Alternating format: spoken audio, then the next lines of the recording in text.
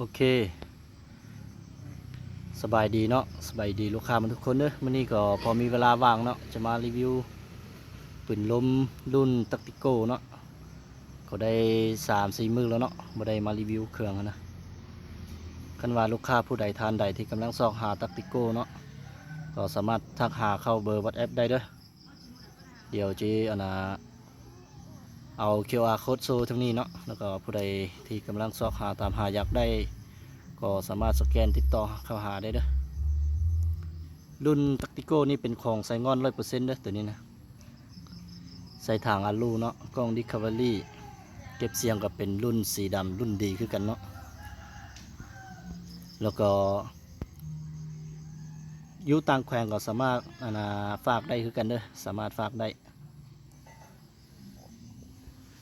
งามหลายเนาะตักติโก้รุ่นนี้นะ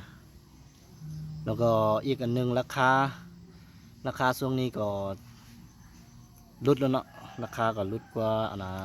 เดือนก่อนแล้วราคาแบ่งปันกันเนาะเดี๋ยวนี้นะแบ่งปันกันใส่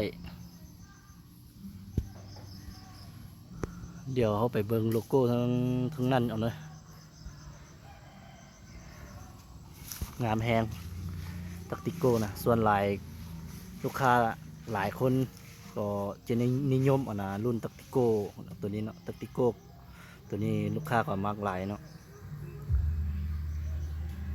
ทางตัวนี้ขนาดเป็น0.42เลยตัวนี้นะ0.42งามหลายงามหลาย